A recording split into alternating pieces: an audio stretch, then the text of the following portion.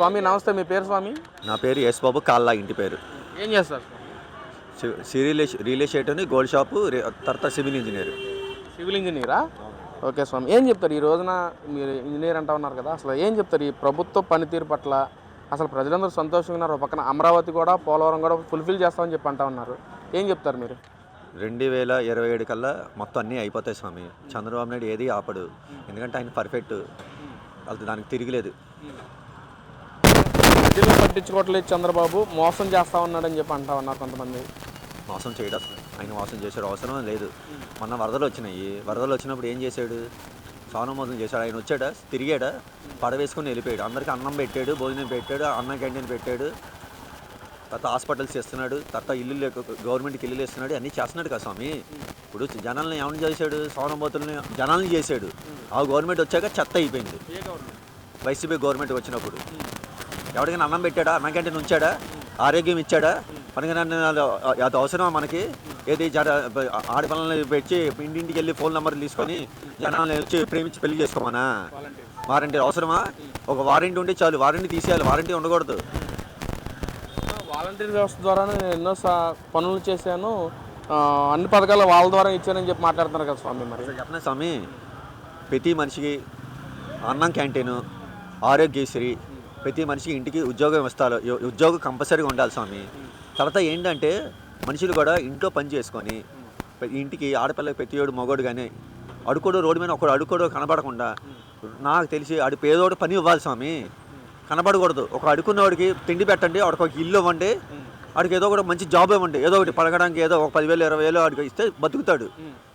మరి ఈ ప్రభుత్వం P4 విధానం ద్వారా P4 విధానం తీసుకొచ్చి చేస్తూ ఉంది కదా, మరి అది మంచిదే అంటారా? అంటే ఎవరైతే పేదలు ఉన్నారో వాళ్ళు కూడా ఏదో ఒక సక్రమంగా ఏదో ఒకటి పని చూపించడం, అది కరెక్టే అంటారా? 100% రైట్ స్వామి. ఎందుకంటే అది లేకపోతే మనం బతకలేం కదా స్వామి. ఇప్పుడు మనం ఎలా ఉండాలంటే, ప్రతి పేదవాడు బతకాలంటే వాడికి ఏదో ఒకటి పని ఇవ్వాలి కదా. ఇప్పుడు సిమెంట్ పని ఇవ్వాలి, కాంట్రాక్ట్స్లో ఉండాలి, సివిల్ ఇంజనీర్ ఉండాలి, అన్నీ చేస్తేనే కదా పని వచ్చేది. లేకపోతే పని ఎలాగొస్తుంది స్వామి మనకి? అన్ని జాబులు ఉండాలి, అందరిగా బాగుండాలి. మెయిన్ మనిషికి ఇప్పుడు ఉండే రకంలో అయితే మనిషికి రోగాలు ఎక్కువ ఉన్నాయి స్వామి. ప్రతి ఇంటికి రోగాలు ఉన్నాయి, కానీ ప్రతి దానికి హాస్పిటల్ మాత్రం ఇన్సూరెన్స్లు పెట్టాలి. ఇన్సూరెన్స్లు పడితే దానికి తిరిగి ఉండదు. తర్వాత ఇల్లులు ఇవ్వాలి పేదవాడికి. అంటే మరి ఈ ప్రభుత్వం అలాంటి చర్యలు చేపడుతున్న స్వామి? ఇల్లు విషయంలో కానీ లేదా మెడికల్ కాలేజ్ విషయంలో కానీ చేపడుతుంది? అసలు చేస్తుంది స్వామి, 100% చేస్తుంది స్వామి. చేయకుండా ఎందుకు ఉంటుంది స్వామి? ఇప్పుడు చేయకుండా ఉంటే ఈ పాటికి ఇంత జనాలు రారుగా. లేకపోతే ఎన్ని సీట్లు రావుగా నీకు? లేకపోతే ఆయన 11 సీట్లు ఎందుకు వచ్చినాయి? పొడి చేస్తాను నరికేస్తానంటే ఎవరైనా ఊరుకుంటారు స్వామి? ఇంట్లో సొంత చెల్లికే జనాలకే అన్నం పెట్టలేనివాడు సొంత చెల్లికి ఏం గెలుతాడు స్వామి? వాళ్ళే ఆస్తులు గొడవలు కొట్టుకొని వాళ్ళే తిట్టుకుంటున్నారు. ఇంకా మనిషికి ఏం చేస్తాడు చెప్పు? అంటే ఈ రోజున జగన్మోహన్ రెడ్డి ప్రెస్ మీట్ పెట్టి కూడా మాట్లాడుతూ, మన భారతదేశంలో కానీ ప్రపంచంలో కూడా చరిత్రహీనుడు ఎవరన్నా ఉంటే చంద్రబాబే అని చెప్పి కూడా జగన్మోహన్ రెడ్డి మాట్లాడుతున్నారు స్వామి. దాని గురించి ఏం చెప్తారు మరి? నేను ఒకటే మాట చెప్తున్నా స్వామి, నేను ప్రపంచంలో చంద్రబాబు నాయుడు అంత సీఎం, మరి అందరూ ఎందుకు అన్ని కంట్రీస్లో, ఫారిన్ కంట్రీస్, అన్ని కంట్రీస్ వాళ్ళు నేను ఎందుకు ఇష్టపడతారు? ఆయన అంత స్పీచ్ చేస్తాడు. ఆయన మాట్లాడాలంటే ఏ సీఎం గంట సేపు మాట్లాడమన్నా, ఏ మొగడైనా మాట్లాడమని స్వామి. దమ్ములు ఉన్నవాడు మొగడు అయితే మాట్లాడమని స్వామి.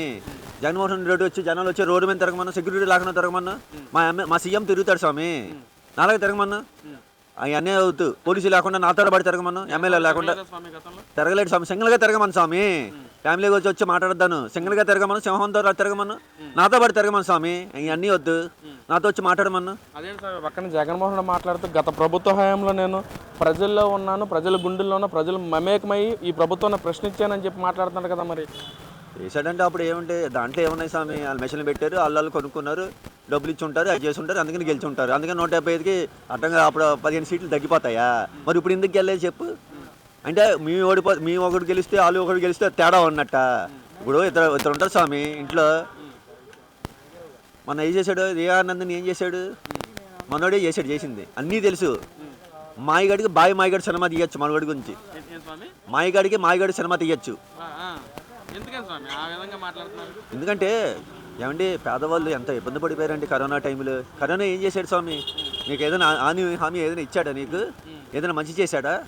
మందులు ఇచ్చాడు, అవి మంచిదే, ఓకే, నాకు అది నచ్చింది. అది తర్వాత కొంతమంది చచ్చిపోయారు స్వామి. మా ఏరియాలో మాత్రం 17 మంది వెళ్ళిపోయారు స్వామి. తర్వాత గ్యాసులు ఏమీ లేవు స్వామి, మెడిసిన్ పట్టించుకోలే. తర్వాత మన వరదలు వచ్చినాయా, వరదలకి 100% చంద్రబాబు నాయుడు ఉన్నాడు కాబట్టి ఈ రోజున మన ఆంధ్ర రిజార్డ్ అంతా ఉంది. అదే చంద్రబాబు నాయుడు అదే జగన్ వచ్చి ఉంటే మన మొత్తం రిజార్డ్ అంతా మునిగిపోయి అందరూ వెళ్ళిపోవడం పైకి. ఇంకంతే స్వామి. ఓ పక్కన దాని గురించి కూడా మాట్లాడుతూ నేను ఉన్నాను కాబట్టి విజయవాడలో ఎలా ఉంది, డెవలప్ అవుతుంది, చంద్రబాబు అసలు పట్టించుకోవట్లేదు, మోసం చేస్తున్నాడు. ఆ సైక్లోన్ కూడా చంద్రబాబు వల్ల వచ్చిందంట కదా స్వామి. మరి ఏమి రాలేదు స్వామి. ఏమంటే ఆ జగన్ వచ్చినప్పుడు కనీసం ఒక గోడ అయినా ఇటుకైనా కట్టాడా, ఒక బాత్రూమ్ కట్టాడా, ఒకడు అమరావతిలో ఏం చేశాడు చెప్పు? అది కావాలన్నాడు, డ్రైనేజీలు అన్నాడు, ఈ అన్నాడు, అయ్యి అన్నాడు, ఏం చేశాడు? ఏమీ లేదు. మరి ఇప్పుడు ఎందుకు వస్తున్నాడు? వైజాగ్ వెళ్ళి 3 రాజధానులు ఎక్కడైనా ఉందా? చెప్తామన్నా 3 రాజధాని అని. అంటే ఆడికి ఏం తెలుసా, 3 పిల్లలు ఉన్నారు కాబట్టి 3 రాజధానులు అంటున్నాడు. ఏంటంటే మాటికి పవన్ గారిని పట్టుకొని 3 పిల్లలు ఉన్నాడు. ఉంటారయ్యా, 4 పిల్లలు ఉండొచ్చు, నాకైనా ఉండొచ్చు స్వామి. అలాగే నేను అందరితో తిరగలేదే, అందరితో మాట్లాడుకోవట్లేదే. ఎవరికి ఇబ్బందులు అలాగుంటే స్వామి, నీ ఇబ్బందులు నువ్వు పడతావు, నా ఇబ్బందులు పడతావు. అందుకేంటంటే ఆయన అన్ని కట్టుకున్నాడు, అన్ని చేస్తున్నాడు.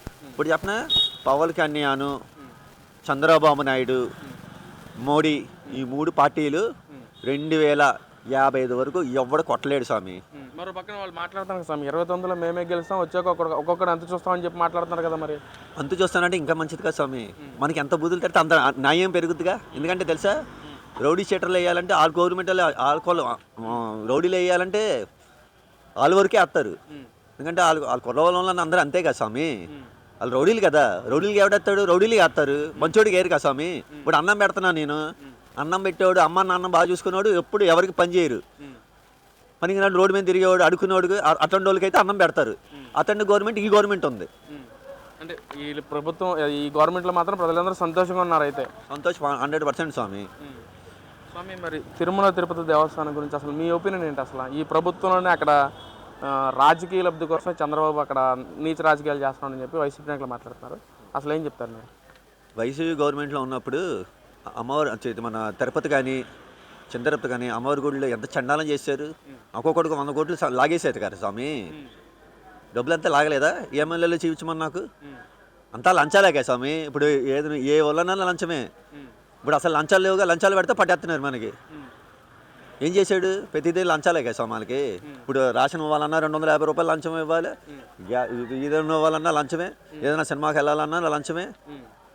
పెట్రోల్ ఏమైనా తగ్గించాడు ఏ రోజు నాడు? చంద్రబాబు నాయుడు అలా రేటు అలాగే ఉంచాడు. ఇప్పుడు డౌన్ అవుతున్నాయి. జిఎస్టీ తగ్గించాడు. మరి ఆ దమ్ముంటే జిఎస్టీ తగ్గించమని స్వామి. జిఎస్టీ తగ్గించకుండా ఇంట్లో కూర్చొని ఏసీ వేసుకొని పడుకుంటున్నాడు కదా ఆయన. చంద్రబాబు అప్పులు బాలు చేశారంట స్వామి మన రాష్ట్రాన్ని. అప్పులు బాజా ఎవడు చేశాడు స్వామి? ఆయన వచ్చాడు, ఒక పనికిరాని పథకాలన్నీ పెట్టాడు, అందరినీ తీసుకొచ్చాడు. ఇలాగ రోజక్క చేయమని నెత్తేసింది, అది నెత్తేసేసి సంకనాగిపోయింది.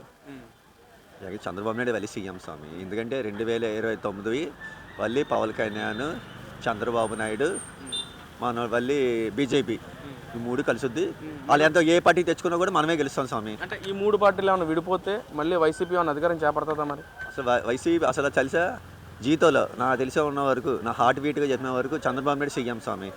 నువ్వు ఎన్నో తెచ్చు సింగిల్గా వచ్చినా పవన్ కళ్యాణ్ వదలడు. పవన్ కళ్యాణ్ ఒక్కసారి మైండ్ సెట్ అయిందనుకో, ఇంక